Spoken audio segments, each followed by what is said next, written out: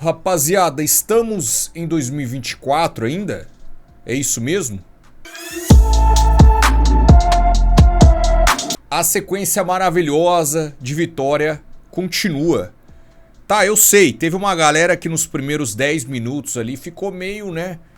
Deu uma bambeada ali, né, rapaz? Os caras ficaram meio deve ter emocionado aí, né? Nos primeiros 10 minutos deve ter um ou outro que deve ter, né, dado chilique aí. Calma, galera, é o primeiro jogo da temporada com time reserva, na casa dos caras. Calma, calma. Perder hoje seria normal. Seria normal. Calma, galera, vocês estão ficando mal acostumados, hein? Vamos lá, vamos conversar um pouquinho sobre a estreia do Corinthians. Uma vitória com autoridade. Eu vou dar minha visão para vocês, o que eu achei de alguns atletas ali específicos, como que foi a partida. Então seja bem-vindo, deixa o like, se inscreva caso não seja inscrito, comente se você assistiu ou alguma coisa que eu falar aqui pra gente trocar uma ideia. Demorou? O vídeo é patrocinado pela Mais Ágil, fixado pelo comentário, o link na descrição. Para você que está precisando adiantar o FTS, não sabe como, chame os caras, tire as suas dúvidas, faça a cotação, em 24 horas eles depositam dinheiro na sua conta. Então chama os caras, tá aí fixado para você, só clicar já vai direcionado para o WhatsApp. Demorou? Bom, tá gravando ali, tá até meio enferrujado com o meu caderno, né, rapaziada? Ficou 3 anos sem jogo do Corinthians, né, rapaziada? Aí quebra o peão. Vamos lá. Coringão todo reserva, né? Vamos ver se eu consigo de cabeça. Matheus Donelli.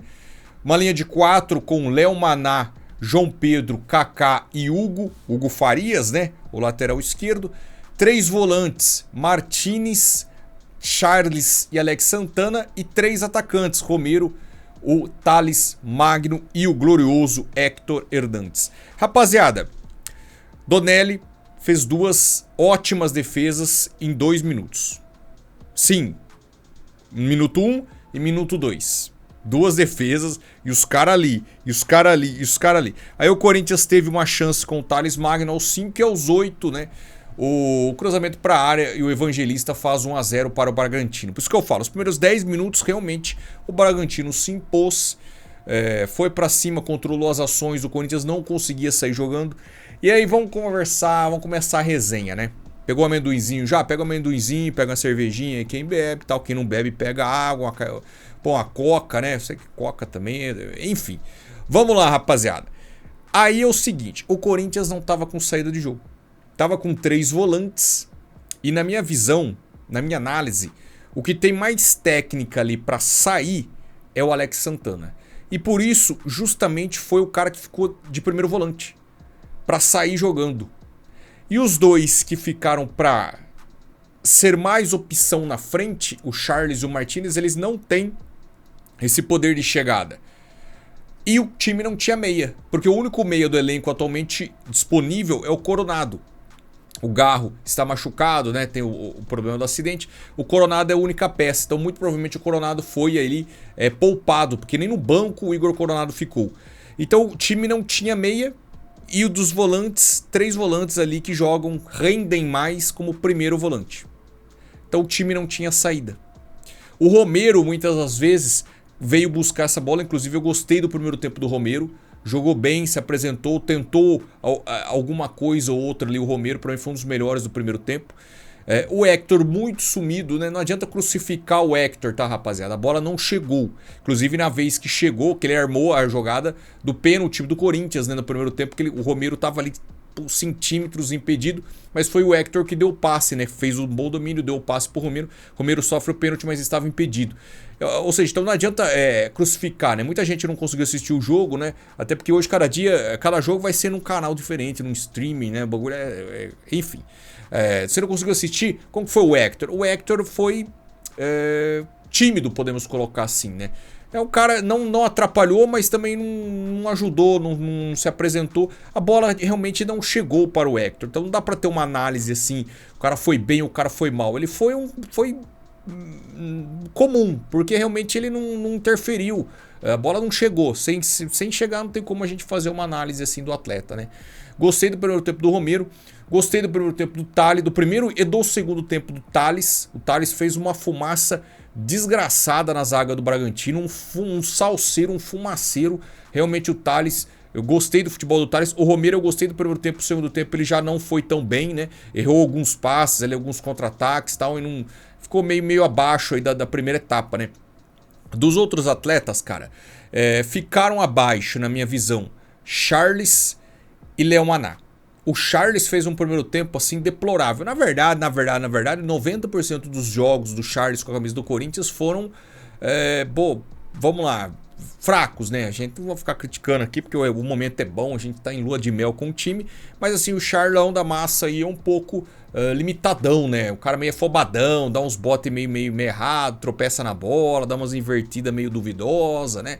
Então assim, realmente ficou abaixo. E o menino Léo Maná, que é um dos atletas que eu peço mais oportunidades para ele, até pra gente ver se ele vai aguentar o rojão de ser reserva do Mateuzinho, que entrou no segundo tempo e entrou muito bem. O Léo Maná ficou um pouquinho abaixo. Inclusive nesses momentos de pressão dos primeiros minutos do Bragantino, foram todos pelo lado do Léo Maná. Tava uma avenida lá. E para consertar esse problema do Léo Maná, o que o Ramon fez? Quem tava jogando ali no corredor, quem vocês devem conhecer bem, é o tal do Juninho Capixaba, né? Que no segundo tempo deu assistência pro gol do Thales Magno, mas a gente vai chegar lá. O Juninho Capixaba aí, que pra mim é bem fraco, né? Teve uma época que ele tava jogando bem, galera, né? Enfim, saiu ali vaiado pela torcida, a gente lembra muito bem do Juninho Capixaba no Corinthians. Só que ele tava subindo, ele tava no trabalho para o Léo Maná, que realmente tava meio perdidão ali. Aí o Ramon, tendo essa leitura, o que ele faz? Ele coloca o Martínez como ponta, cara. Em determinados momentos, jogando como ala pela direita, na frente do Léo Maná, para fortalecer esse sistema defensivo, as subidas do Juninho Capixaba. E com a bola, o cara ele virava um ponta, velho. Ele ia pra cima do Juninho Capixaba. E foi uma jogada assim incrível do Ramon Dias, porque realmente o Martínez com a bola no pé não é aquela Brastemp. Ele é muito bom sem a bola, né? De destruir a jogada. E pra minha surpresa, ele jogou bem com a bola no pé como ponta. Então, essa modificação de posicionamento do Martínez foi crucial para o Corinthians entrar no jogo ainda no primeiro tempo e ali sim começar a dominar a partida. A gente começou a criar chances, né? Teve um chute de fora da área do Romero com o Cleiton. Esse Cleiton aí também é meio estranho, né? Ele deu uma espalmada pro meio da área ali. Enfim, o Hector foi finalizado. Aí sim o Cleiton conseguiu abafar. Resumo da ópera, o Corinthians melhora com essa substituição de posicionamento. Aí vamos para o intervalo, né, por parte ali perdendo de 1-0. E aí na volta do intervalo, o Ramon coloca o Rian e coloca o Pedro Raul. O Rian, rapaziada, ele entrou no lugar do Charles e o Pedro Raul no lugar do Hector. Repito, o Hector fez um primeiro tempo ok. Agora o Charles foi abaixo, como eu já mencionei. O Rian não entrou magnífico assim, não entrou perfeito, mas entrou melhor que o Charles. Vocês entenderam a jogada? A bola não estava mais morrendo ali com o Charles, o Rian estava conseguindo desenrolar. E aí, rapaziada, vamos falar dos gols e tal, mas a gente precisa mencionar aqui, porque é aquela, quando o cara vai mal, a galera desce o pau tal, e com razão a gente não pode, porque é do Corinthians, a gente passar uma visão errada para a torcida. O Donelli é um cara que para mim nunca passou confiança, mas a partida de hoje do Matheus Donelli foi algo de tirar o chapéu. Fez as duas defesas no primeiro tempo, que eu falei nos 2 primeiros minutos, e no segundo tempo, precisamente 2 minutos, também coincidentemente 2 minutos do segundo tempo, ele opera mais um milagre, uma cabeçada do Sacha, a bola estava praticamente dentro do gol, assim, uma defesa de cinema do Matheus Donelli. Ali seria 2-0, seria, obviamente, mais difícil para o Corinthians correr atrás. O Donelli faz esse milagre 2 minutos depois. Cruzamento para a área, o Juninho Capixaba acaba cabeceando no pé do Thales Magno, que empata o jogo.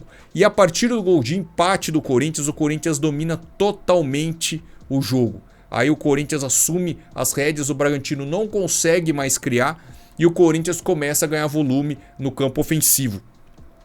Aí cria algumas chances, tal, aos 72 minutos, né, corridos, aos 72 sai o Romero e sai o Léo Maná e entra Yuri e Mateuzinho. Repito, o Romero fez um primeiro tempo legal, no segundo tempo não estava bem, estava errando muito, e o Léo Maná desde a primeira etapa não estava bem. Aí entra o Mateuzinho, que entra voando como no final do ano passado, e o Yuri Alberto, que entra ali para dar essa movimentação, e logo aí aos 5 minutos depois, né, o gol do Pedro Raul com o passe do Rian. Se não me engano, foi o Rian que cruzou os dois que entraram no intervalo, né?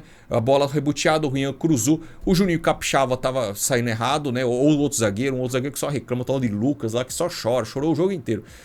Tava saindo meio lento ali, o Pedro Raul consegue arrumar o corpo e cabeceia para fazer o vira-virou do Corinthians.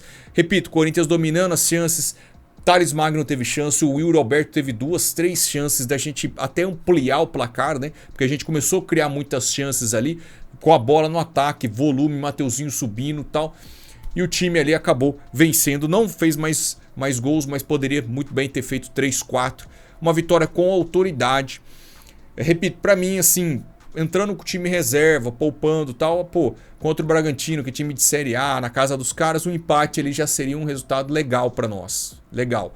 Só que, pra nossa surpresa, ou não, né? Ou não, porque o Corinthians já estava jogando bem no final do ano passado, o Corinthians consegue uma vitória com autoridade. Tirando os primeiros 10, 15 minutos, o Corinthians dominou totalmente o time adversário. E o que eu coloco, por que o empate seria legal? Porque a gente estava com o time reserva.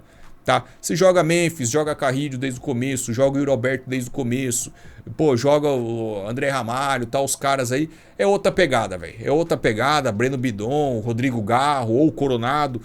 Era um time mais técnico, né? Então a gente teria chance maior de vencer a partida. Então, como é um time reserva, um time sem meia, um time ali que não tá acostumado a jogar, jogadores que tiveram pouca minutagem em 2024, como o Hector. Foi um resultado, seria um resultado legal, um empate, só que o Corinthians consegue jogar com autoridade, tá? Um jogador também que eu tava esquecendo de fazer análise aqui, o João Pedro. Foi muito bem, foi seguro. Por isso que eu falei, seria legal o Corinthians trazer um zagueiro de um quilate de titular? Seria. Só que nós temos outras urgências, tá? Para mim, um ponta de velocidade com nível de ser titular e um meia para compor, acho que seriam mais emergenciais do que um zagueiro. Porque o Corinthians tem os 4 zagueiros, né? O Kaká, o Ramalho, o Torres, que não tá bem, mas ainda pode ter o futebol recuperado, que é um bom jogador na seleção equatoriana, e o Gustavo Henrique. E daí tem o João Pedro, que seria o 5º zagueiro, que é um menino muito bom, que fez uma boa segundo semestre com o Ceará. E ele foi muito bem hoje. Então não vejo essa necessidade absurda, até porque tem um menino na base, Fernando Vera, se eu não estiver enganado. Ele tá na Copa São Paulo, ele tá jogando muito bem na Copa São Paulo, cara. Ele tá jogando muito bem na Copa São Paulo e ele foi inscrito no Paulistão, então seria o 6º zagueiro. Parece ser muito promissor esse menino. Ou seja, não sei se tem tanta necessidade de trazer um zagueiro, tá? Por isso que eu digo, um ponta de velocidade seria crucial ali, seria o primordial pro Corinthians em termos de reforços, e mais um meia, né, devido aos problemas do Garro aí, teria só o Coronado, né? Então teria que ter mais alguém ali. Beleza? Galera, final de semana, domingão, 6h30, Neoquímica para Corinthians e Velo Clube, o Velão, aqui de Rio Claro, aqui do lado. Faz muito tempo que o Velo não joga a primeira divisão, hein? Então vamos em busca aí da nossa segunda vitória, uma estreia com o pé direito. Tem o Pedro Raul também, que tava esquecendo de falar, hein? Mas vamos segurar um pouco, Pedro. Vamos dar muita moral, não. Quero ver mais, tá bom, Pedro Raul? Parabéns pelo gol. Tá no Corinthians, a gente vai apoiar. Demorou? Tamo junto, parceiro. Boa sorte pra você, boa sorte pro Coringão. Que seja um 2025 ainda melhor do que a reta final de 24. Forte abraço, tamo junto. É nóis.